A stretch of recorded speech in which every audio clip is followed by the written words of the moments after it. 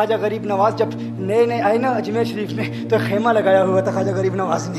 خیمے میں خواجہ غریب نواز عصر سے لے کر مغرب کے وقت تک روتے رہتے تھے. ایک نوجوان اجمیر سے باہر گیا ہوا تھا پڑھنے کے لیے, کچھ عرصے کے بعد واپس آیا اور اس خیمے کے قریب سے گزر ہوا اور گزرا تو رونے کی آواز آئی. فوراً دیکھتا ہے کہ خواجہ غریب نواز رو رہے ہیں, ابھی غیر مسلم ہے, اسلام قبول نہیں کیا. فوراً گھر جاتا ہے, ماں سے پوچھتا ہے, ماں یہ مسلمانوں کا گرو کیوں روتا ہے, مسلمانوں کا بابا کیوں روتا ہے؟ میں ہر روز گزرتا ہوں, عصر سے مغرب کے مابین جو وقت ہے یہ روتا ہے. ماں نے کہا جاؤ اس سے پوچھ لو کیوں روتا ہے. وہ نوجوان خواجہ غریب نواز کے خیمے کے اندر آیا, کہا بابا میں ہر روز یہاں سے گزرتا ہوں, آپ کے رونے کی آواز آتی ہے, بتائیے آپ کیوں روتے ہیں؟ کہا جاننا چاہتے ہو میں کیوں روتا ہوں؟ میں نے ایک مدت اپنے مرشد کے ساتھ گزاری ہے, مرشد کی خدمت میں گزاری ہے, مجھے اپنے پیر کی یاد رلاتی ہے, پیر کی یاد رلاتی ہے. میں عصر سے مغرب کے وقت تک اپنے مرشد کی یاد میں روتا رہتا ہوں. اس نوجوان نے کہا اچھا میں نے تو سنا تھا کہ انسان کو جب درد ہوتا ہے, تکلیف ہوتی ہے تو تکلیف انسان کو رلاتی ہے, آپ کو تو محبت ہے,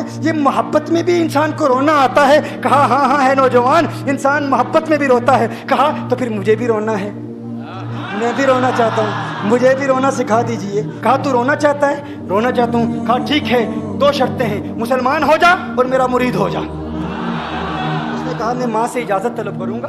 ماں کے پاس گیا اجازت لینے کے لیے. ماں نے کہا تو ضدی ہے, جب تو ارادہ کر لیتا ہے, جو ارادہ کرتا ہے تو پورا کرتا ہے, جا جو کرنا چاہتا ہے کر لے. خواجہ غریب نواز کے بارگاہ میں حاضر ہوا, عرض کرتا ہے بابا میں پھر مسلمان ہونا چاہتا ہوں, مجھے مرید کر لیجئے. خواجہ غریب نواز نے مرید کر لیا, خواجہ غریب نواز کا مرید ہو گیا. اب خواجہ غریب نواز نے کہا اب وقت سارا میرے ساتھ گزرے گا, ناشتے کے وقت خواجہ غریب نواز کے ساتھ, سحری کے وقت خواجہ غریب نواز کے ساتھ, سحر کے وقت خواجہ غریب نواز کے ساتھ, پورا دن اسے خواجہ غریب نواز کے قرب کی کچھ ایسی عادت ہو گئی, خواجہ غریب نواز کا دیوانہ ہو گیا, ان کا عاشق ہو گیا. کچھ عرصہ گزرا, خواجہ غریب نواز نے فرمایا اب تیرے لیے 3 دن کی چھٹیاں ہیں, 3 دن کے لیے چھٹیاں ہیں, 3 دن کے لیے چلا جا.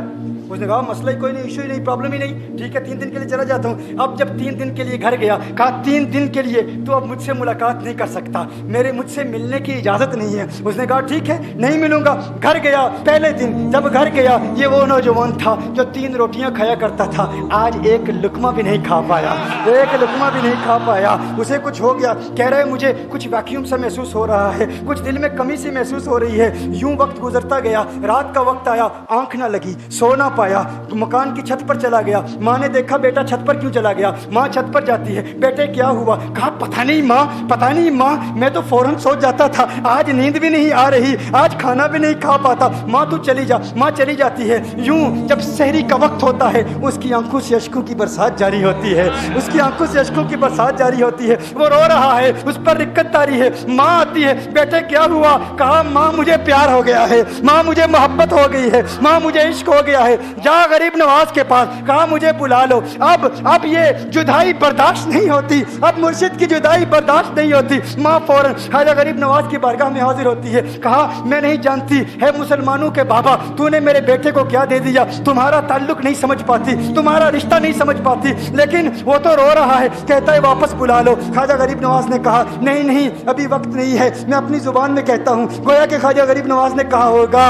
ابھی تو ابتدائی عشق ہے, روتا ہے کیا, آگے دیکھ ہوتا ہے کیا. تیری تمنا تھی, تیری خواہش تھی کہ محبت میں رونے کی عادت ہو جائے, ابھی تو ابتدا ہے. ماں کو واپس بھیج دیا, کہا واپس چلی جا. اسے کہا ابھی اجازت نہیں ہے, وہ واپس چلی جاتی ہے. بیٹے کو بتاتی ہے کہ ہے میرے بیٹے وہ تو اجازت نہیں دے رہا. کہا ماں سن لے, اب اگر نہ بلایا تو میں مر جاؤں گا, یہ محبت مجھے مار ڈالے گی. ماں اگر مجھے زندہ دیکھنا چاہتی ہے تو میرے مرشد کو راضی کر لے, میرے مرشد کو بتا دے اب یہ جدائی برداشت نہیں کر سکتا. ماں فوراً غریب نواز کی بارگاہ میں حاضر ہوتی ہے. کہا ہے غریب نواز کرم فرمائیے, مجھ ماں کی تمنا ہے, مجھ ماں کی آرزو ہے, وہ مر جائے گا. کہا ماں کی تمنا ہے, تیری بات مانتا ہوں, جا اسے واپس بھیج دے. وہ فوراً بھاگتا ہوا خواجہ غریب نواز کی بارگاہ میں حاضر ہوتا ہے. اس وقت خواجہ غریب نواز اپنے مریدوں کو درس دے رہے ہیں, ایک مجمع لگا ہوا ہے. وہ فوراً خواجہ غریب نواز کے دروازے پر کھڑا ہوتا ہے اور پھر مرید یہ منظر دیکھ رہے ہیں. خواجہ غریب نواز کو دیکھتا ہے, خواجہ غریب نواز اسے دیکھتے ہیں. اور میں نے کہا تھا نا نگاہ مست ملائی تو میں پلا کے اٹھے,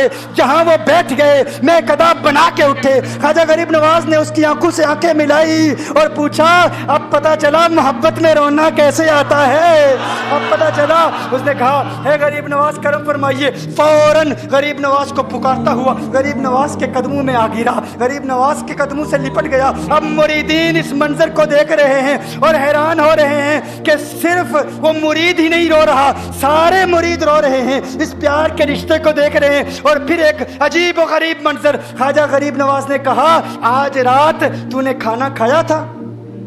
कहा नहीं खाया था, नहीं खाया था। ख्वाजा गरीब नवाज ने फरमाया, मैंने भी नहीं खाया था, मैंने भी नहीं खाया था, मैंने भी नहीं खाया था। फिर ख्वाजा गरीब नवाज ने फरमाया, आज रात सोया था? कहा नहीं सोया था। कहा आंख मुझे भी नहीं लगी, नींद मुझे भी नहीं आई। ये मंजर सब मुरीद देख रहे हैं, वो मुरीद भी रो रहा है और ख्वाजा गरीब नवाज